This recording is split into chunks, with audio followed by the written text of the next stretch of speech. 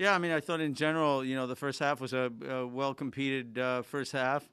We were honestly we were a little bit unlucky with the penalty call, and then the second goal. I thought they came out of nowhere for a game like this where we had opportunities as well. So if anything, it had been a very even game. If anything, we likely had the better chances. But unfortunately, we get the penalty and then we get the own goal. And it's right before halftime. That's it was difficult to overcome. Having said that, I thought the team fought all the way to the end in the second half. Again, they scored the third goal when we slip and fall, and the players left alone in the box, and that's there's not much you can do about that. So, in general, I thought, we didn't possess the ball as well as we wanted to, and they're good at that. And when you give them time, they can hurt you. Okay, thanks for that. We'll start with some questions from reporters on here. We'll begin with Corey Repkin from the Chronicle. Go ahead, Corey. Hey, Coach. When the game is going, at least even from your guys' standpoint, and then to give up 2 goals right before halftime, describe how that can kind of maybe shock a team. Yeah, I mean, to be fair, it did shock us a little bit, going into halftime. In particular, you add the fact that we've been eliminated from the playoffs, and a lot of it is, maybe players think a little bit about all of it, and but I thought after halftime we regrouped at halftime. We made the 2 substitutions to go to 3 forwards instead of 2. I thought, immediately that gave us a little bit more of the ball, but obviously on a counter, they scored the 1 goal, where we slipped and fell down. So, at 3-0 is a much different game than a 2-0, because at 2-0, if we would have scored the next goal, we're still in it. And, but, the 3-0 made it really an uphill battle. Adam got back in there. From watching where I did when he got hurt, it looked a lot more serious than he'd be out for just a few games. Can you kind of describe what led to him getting back? Yeah, I mean, Adam is likely one of the most professional players I've ever seen, and he's been working extremely hard, hours and hours a day, with that leg to get it back to play, and I give him a lot of credit. I didn't expect a lot because it's difficult the first time you come back to get in the game, but I thought he gave us a great half. To be fair, he had a very good second half. Thank you. I'll go over to Jesus Acevedo from Bayou City. Go ahead, Jesus. Hey, Coach. With the team out of playoff contention, when could we see some of the younger players on the field? And, how do you compete that with you also wanting to finish the season, on a good, showing, but also try to see what the young players can give you for next season? Yeah, I mean, like I mentioned before, about young players. Even when we signed the 2 players, when I just got here, I think players have to show that they belong and that they're ready to contribute to the first team. Ian Hoffman, whenever we watch our under 23s play, Ian Hoffman has been the best player.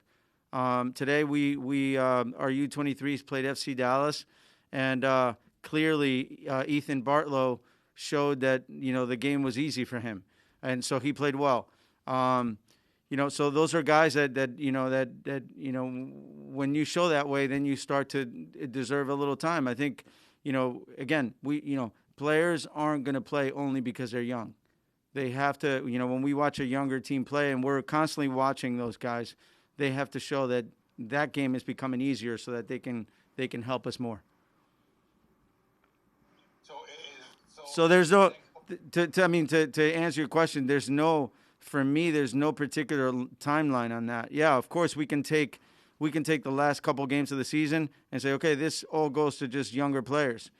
But I think it goes first to everybody who deserves to play, and that could be young or old. And with everything being even, of course, we're going to go with the younger players and give an opportunity. And I think, it's likely that Ian gets more time, and it's likely that we throw 1 or 2 more players over the next couple games, because, as you said, and you're exactly right, it is a time to give opportunities.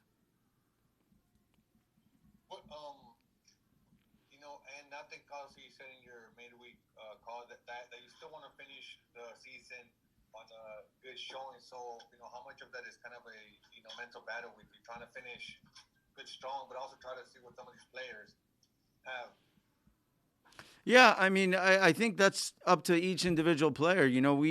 We try to motivate as much as we can because at the end of the day, this is our job too. I mean, I love my job. I love going to work. Yeah, tomorrow it sucks going to work because we lost, but I love my job. So tomorrow I'm going to go to work, and the players everybody has to think the same way. This is what we do. We're very lucky to do what we do, and we just have to work as hard as we can.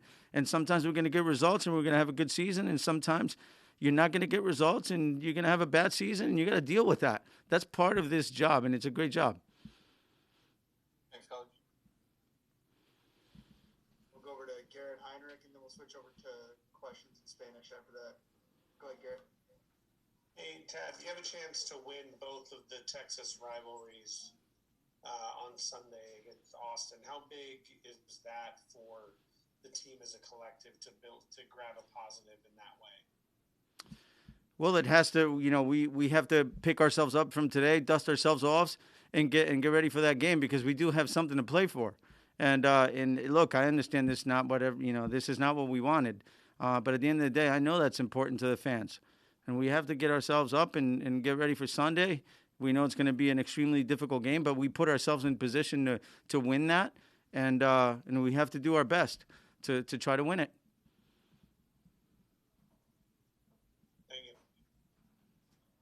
Switch over to questions in Spanish. Vamos a cambiar a preguntas en español.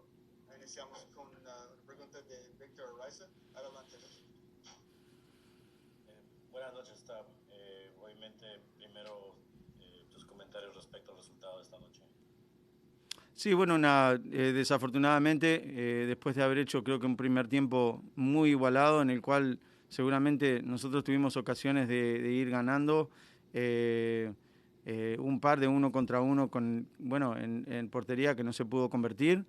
Desafortunadamente no se convirtieron y después vino el penal y el gol en contra y obviamente de repente el partido se puso 2-0 y creo que no era ese tipo de partido ni mucho menos. Entonces, se puso difícil, vinimos al vestuario en medio tiempo, nos reagrupamos, hicimos cambios, agregamos un delantero más, para tratar, porque sabemos que con el 2-0 el partido no está acabado, obviamente.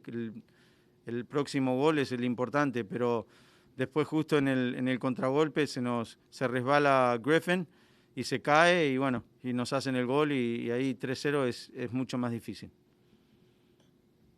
¿Qué rescatas como entrenador de este resultado, de esta actuación? Siempre se rescatan cosas, ¿no? Se rescatan que, por ejemplo, algo que sabíamos, pero que uno tiene que seguir en cuanto a creer en jugadores, ¿no? Por ejemplo, creo que Darwin Serén no tuvo un gran partido, pero sí luchó cada minuto que estaba en el campo. O sea, y uno ve los jugadores que luchan hasta el final, sea cual sea el resultado, y esas cosas son siempre rescatables, porque esos son el tipo de jugadores que uno quiere salir adelante y ir a la guerra con ese tipo de jugadores. Y creo que hoy un montón demostraron eso. Porque tuvimos un montón de ocasiones hasta el final del partido. Creo que tiramos a puerta como 22, 23 veces. O sea que los jugadores quisieron. Desafortunadamente no se dio.